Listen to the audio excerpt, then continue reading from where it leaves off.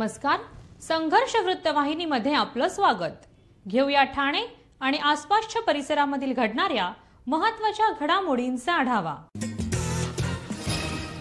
तलावांचे शहर म्हणून बदलून कचऱ्याचे आणि डबक्यांचे शहर असं नामकरण करा, असा टोला शिवसेना पक्षाचे नेते माजी खासदार राजन विचारे यांनी पालिका अधिकाऱ्यांना लगावला आहे. ठाणे महानगरपालिकेच्या अधिकाऱ्यांच्या समवेत राजन विचारे यांनी पहिल्या टप्प्यातील ठाणे शहराचा दौरा केला आहे. यावेळी नाल्याच्या, रस्त्याची आणि तलावांची दुरावस्था पाहून पालिका अधिकाऱ्यांना त्यांनी चांगलेच धारेवर धरलं. पावसाळ्यापूर्वी झालेली नालेसफाई व तलावांची झालेली दुरावस्थेबाबत राजन विचारे यांनी पोलखोल केली आहे. त्यानंतर ठाणे महानगरपालिकेच्या अधिकाऱ्यांबरोबरच संयुक्त दौरा केला आहे. या दौऱ्याची सुरुवात मासुंदा तलाव येथून करण्यात आली. यामध्ये तलावाच्या आउटलेटची कामं निधी अभावी अपूर्ण स्थितीत असल्याचं निदर्शनास आणून दिले आहे. त्यामुळे पावसाचे पाणी बाजारपेठमध्ये जाऊन दरवर्षी व्यापाऱ्यांचं मोठं नुकसान होणार असल्याची भीती व्यक्त केली आहे. वंदना डेपो येथील पारस सोसायटी समोरील नाला कचऱ्यांनी तुडुंब भरलेला दाखवत ठेकेदार कशी हात की सफाई करतो याचं उदाहरण त्यांनी दाखवून दिलेलं आहे. या पाहणी दौऱ्यात ठाणे महानगरपालिकेचे अतिरिक्त आयुक्त प्रशांत रुडे, उपायुक्त मनीष जोशी, प्रदूषण नियंत्रण अधिकारी मनीषा प्रधान, उपनगर अभियंता सुधीर गायकवाड, कार्यकारी अभियंता मोहन कलाल, भगवान शिंदे, वैभव तपकिरी, चंद्रकांत सावंत, स्वच्छता निरीक्षक अधिकारी, कर्मचारी मोठ्या संख्येने ते उपस्थित होते. कचराई तलाव येथील इरिगेशन पंप बंद अवस्थेमध्ये पडलेले आहेत व कसे गवत तयार होतं याचं स्पष्ट उदाहरण देखील त्यांनी दाखवून दिलंय. त्यावेळी शिवसेना नेते राजन विचारे हे अधिकाऱ्यांवर चांगलेच घसरले आणि हे शहर लेक सिटी नसून डबक्यांची सिटी म्हणून बोर्ड लावा असं अधिकाऱ्यांना ठणकावून सांगितलंय.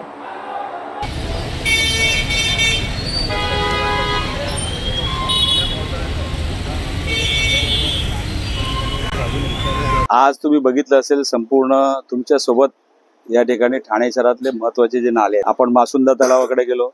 मासुंदा तलावाचे जे आउटलेट आहेत ते जे पाणी जायचं जो हे आहे त्या ठिकाणी त्या कलवट सुद्धा अर्धवट टाकून ठेवलेला आहे. त्या अर्धवट कलवटमुळे तो कलवट नाल्यापर्यंत न पोचल्या कारणाने संपूर्ण बाजारपेठमध्ये पाणी होतं. त्याचबरोबर जे शिवाजी पथ जो आहे त्या ठिकाणी सुद्धा पाणी जरा सुद्धा पाऊस पडला तरी होतं. त्याचबरोबर तुम्ही बघितलं असेल, दरवेळेला टीव्हीला त्या ठिकाणी तुम्ही बघितलं असेल, वंदना टॉकीजचं नाव त्या ठिकाणी येतं. वंदना टॉकीजच्या जवळ हे आहे. आज तिकडचे सर्व नाले त्यांना दाखवले, साफसफाई केली नाहीत. अंडरग्राऊंड जे नाले बनवलेले आहेत ते सुद्धा त्या ठिकाणी केले. सोपान सोसायटी, गजानन महाराज देवळांच्या तिकडे त्या ठिकाणी सांगितलं. प्रभात थिएटरच्या इकडेचे जे नाले आहेत ते साफसफाई अजून झालेले नाहीत. त्याचबरोबर आंबेडकर रोडच्या इथला आहे. त्यानंतर तुमच्या एसटी वर्कशॉपच्या इथले नाले सुद्धा त्या ठिकाणी दाखवलेले आहेत. इथल्या शहीद उद्यानाची परिस्थिती एकदम खराब आहे. तर अशा परिस्थितीमध्ये मला वाटतं ही नाले सफाई फक्त 45% झालेली आहे आणि अजून 55% नाले त्या ठिकाणी साफ व्हायचे. दररोज पाऊस आज सुरुवात झालेली आहे आणि मला वाटतं ठेकेदार वाट बघतायत की हे असा ऑटोमॅटिक जो पाऊस जोरात पडला की मला वाटतं नाले ऑटोमॅटिक साफ होतील. या दृष्टिकोनातून ते वाट बघतायत, म्हणून ते कचरा उचलला जात नाही किंवा काय केलं जात नाही. त्यामुळे हे जे आज तुम्ही बघितलं असेल, एक कचऱ्याचा हे इथले एवढा ढिगारा इकडे कचऱ्याचा इकडे लागलेला आहे.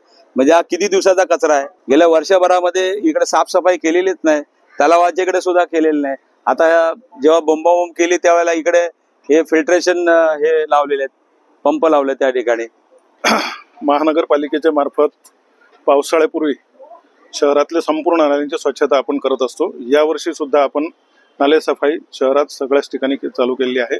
जवळजवळ 50%च्या वर काम कालपर्यंत पूर्ण झालेलं आहे. आज या ठिकाणी मी इथे सिद्धेश्वर तलावाच्या तिथे आहे. काही तक्रारी होत्या सिद्धेश्वर तलावाच्या. आता त्या तक्रारी सुद्धा दूर करण्याचा महानगरपालिकेने प्रयत्न केला आहे. तलावाचं पाणी घाण असल्यामुळे काही त्या तक्रारी होत्या. आता तलावाचं पाणी स्वच्छ झालेलं आहे आणि यानंतर सुद्धा तलाव व्यवस्थित राहील याची प्रिकॉशन महानगरपालिका घेणार आहे. शहरात काही ठिकाणी दरवर्षी पाणी साचत असते. त्या ठिकाणी पुन्हा यावर्षी पाणी तुंबणार नाही, साचणार नाही यासाठी महानगरपालिकेने काळजी घेतलेली आहे. जे अंडरग्राऊंड ड्रेनेज असतील, गटर्स असतील, त्यातला गाळ काढण्याचं काम बऱ्याच ठिकाणी पूर्ण झालेलं आहे. काही ठिकाणी जे काम झालेलं नसेल ते सुद्धा येणाऱ्या 5-7 दिवसात म्हणजे मे अखेरपर्यंत आम्ही ते पूर्ण करून घेणार आहोत. जसं घोडबंदर रोड होता, की घोडबंदर रोडच्या खालचे जे कलवर्ट्स होते ते कलवर्ट्स पूर्णपणे स्वच्छ झालेले आहेत. शहरातल्या इतर ठिकाणचे सुद्धा कलवर्ट्स, त्या खालचा जो गाळ होता तो काढण्यात आलेला आहे आणि कुठल्याही प्रकारे नागरिकांना त्रास होणार नाही. ठाणे महानगरपालिकेचे मालमत्ता कर म्हणजेच प्रॉपर्टी टॅक्स भरण्याचे आवाहन. सन 2022-23 या आर्थिक वर्षाचे मालमत्ता कराचे म्हणजेच प्रॉपर्टी टॅक्सचे बिल ठाणेकर करदात्यांना महापालिकेमार्फत आर्थिक वर्षाच्या सुरुवातीस म्हणजेच माहे एप्रिल 2022 मध्ये देण्यात आलेले आहे. तथापि अद्यापही काही करदात्यांनी मालमत्ता कर महापालिकेकडे जमा केलेला नाही. सध्या आर्थिक वर्षाचा अंतिम टप्पा सुरू झाला आहे. मालमत्ता कर वसुलीसाठी महापालिकेतर्फे कडक कारवाई हाती घेण्यात आली आहे. या अंतर्गत जंगम मालमत्ता, टीव्ही, फ्रीज, वाहन व इतर जप्त करणे तसेच स्थावर मालमत्ता वॉरंट बजावून जप्त करण्यात येत असून मालमत्तेचा जाहीर विक्रीद्वारे लिलाव करून कराची रक्कम वसूल करण्यात येत आहे.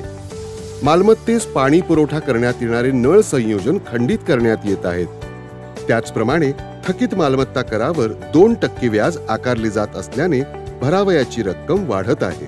आपला मालमत्ता कर propertytax.thanecity.gov.in या लिंकद्वारे तसंच गुगल पे, फोन पे, पेटीएम याद्वारे ऑनलाईन पद्धतीने करण्याची सुविधा उपलब्ध करून दिली आहे. शनिवार, रविवार व सार्वजनिक सुट्टीच्या दिवशी नागरिकांना मालमत्ता कर भरणे सोयीचे व्हावे याकरता महापालिकेचे मालमत्ता कर संलग्न कार्यालय या दिवशी कार्यान्वित ठेवण्यात आलेले आहे. तरी मालमत्ता कर वसुलीची अप्रिय कारवाई टाळण्याच्या दृष्टिकोनातून मालमत्ता कर भरून महापालिकेस सहकार्य करावे. धन्यवाद. सरकारी कार्यालय म्हटलं की लवकरात लवकर कामं होईल याची फारशी अपेक्षा नसते. मात्र समाजाला छेद देत ठाणे प्रादेशिक परिवहन कार्यालयाने एक आदर्श निर्माण केला आहे. महाराष्ट्र शासनाने राबवलेल्या 100 दिवसांची कार्यालयीन सुधारणा विशेष मोहीम या अंतर्गत राज्यातील सर्व प्रादेशिक परिवहन कार्यालयांमध्ये ठाणे कार्यालयाने प्रथम क्रमांक पटकावला आहे. 23 मे 2025 रोजी जाहीर झालेल्या विभागीय स्तरावरील कार्यालयांच्या कामगिरीमध्ये ठाणे कार्यालयाने उत्कृष्टतेचा मान मिळवला आहे. लातूर कार्यालयाने द्वितीय तर पिंपरी चिंचवड कार्यालयाने तृतीय क्रमांक मिळवला आहे. ठाणे कार्यालयाच्या प्रादेशिक परिवहन अधिकारी हेमांगिनी पाटील यांच्या मार्गदर्शनाखाली आणि संकल्पनेतून कार्यालयाचा कायापालट झाला असून यामध्ये प्रामुख्याने प्रत्येक खिडकीवरती संबंधित ऑनलाईन व फेसलेस कामासाठी QR कोड लावण्यात आलेले आहे. येणाऱ्या नागरिकांना कार्यालयाची माहिती दर्शवणारे सूचना, दिशादर्शक फलक, पिण्याच्या पाण्याची व्यवस्था, सुसज्ज प्रतीक्षा कक्ष, अपंग नागरिकांसाठी रॅम्प व व्हीलचेअर, महिला व ज्येष्ठ नागरिकांसाठी सहाय्य व सैन्य दलातील कर्मचाऱ्यांना प्राधान्य देत येत असून कार्यालयीन जुने भंगार साहित्य, कालबाह्य कागदपत्रे हटवून परिसर स्वच्छ करण्यात आलाय. जप्त वाहनांचा लिलावही येथे करण्यात आलाय. आपले सरकार व PG पोर्टल वरील तक्रारी वेळेत सोडवल्या जात असल्याची माहिती उपप्रादेशिक परिवहन अधिकारी रोहित काटकर यांनी दिली आहे.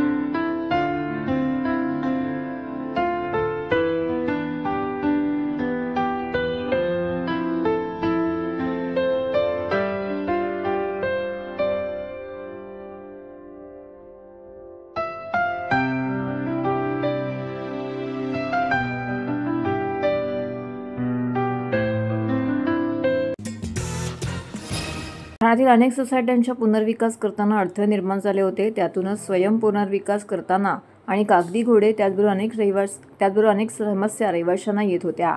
त्यामुळे आमदार संजय केळकर यांनी स्वयं पुनर्विकास करताना येणाऱ्या अडथळ्यांच्या समस्या विधानभवनामध्ये मांडल्या देखील होत्या. त्याचाच पाठपुरावा करून या समस्यांचा पाठपुरावा करून त्याचं निराकरण आमदार संजय केळकर यांनी केलेलं आहे. भाजपाच्या जनता दरबारात आमदार संजय केळकर यांचा किशीन महल सोसायटीच्या सभासदांनी यावेळी विशेष सत्कार केला आहे. जनता दरबारमध्ये आमदार संजय केळकर यांचा किशीन महल सोसायटीच्या सभासदांनी एकत्र येऊन भव्य असा सत्कार केलाय. स्वयंपूर्व विकासातील अडथळे दूर केल्याबद्दल आमदार केळकर यांचे त्यांनी आभार देखील मानले आहेत. मुंबई महानगरपालिकेतील मिठी नदी गाळ गैरव्यवहार प्रकरणात अडकलेल्या 5 ठेकेदार कंपन्यांना ठाणे महापालिकेमध्ये कोणतेही काम देऊ नये अशी स्पष्ट मागणी मनविसेचे सरचिटणीस संदीप पाचंगे यांनी ठाणे महानगरपालिकेच्या नगर अभियंता प्रशांत सोनाग्रा यांना निवेदनाद्वारे केली आहे. मुंबई पालिकेतील 65 कोटी रुपयांच्या घोटाळ्याची ईडी चौकशी सध्या सुरू आहे. या प्रकरणात आझाद मैदान पोलीस ठाण्यामध्ये गुन्हा दाखल करण्यात आला आहे. 5 ठेकेदार कंपन्यांमध्ये acute designing, Kailas construction, NA construction, Nikhil construction आणि JRS इन्फ्रास्ट्रक्चर या कंपन्यांचा समावेश आहे. विशेष बाब म्हणजे या गैरव्यवहारात फक्त कंत्राटदार नव्हे तर 3 पालिका अधिकाऱ्यांचाही सहभाग असल्याचं समोर आलं आहे. या कंपन्यांनी गाळ उपसण्याच्या कामामध्ये बनावट मोजमापे, खोटे दस्तऐवज आणि चुकीचे बिलिंग यांसारख्या गंभीर त्रुटी केल्या असून संबंधित प्रकरण सध्या तपासाअंतर्गत आहे. दरम्यान या कंपन्यांनी मुंबईत जे प्रकार केले आहेत तेच प्रकार ठाणे महानगरपालिकेच्या विविध प्रकल्पांमध्ये करत असल्याचा संशय व्यक्त केला जात आहे. या कंपन्यांची ठाणे महानगरपालिकेत देखील कोट्यवधींची कामं सुरू आहेत. त्यामुळे नागरिकांच्या कर रूपात मिळणाऱ्या निधीचा अपव्यय होण्याची शक्यता नाकारता येत नाही. या कंपन्यांची कार्यपद्धती व कामांची गुणवत्ता तपासणे आणि त्यांनी केलेल्या सर्व प्रकल्पांचे पुनरावलोकन करणे अत्यावश्यक आहे. तर हे होतं संघर्ष वृत्तवाहिनीचं आजचं बातमीपत्र. उद्या पुन्हा भेटू याच वेळी याच ठिकाणी ताज्या घडामोडींसह. तोपर्यंत नमस्कार.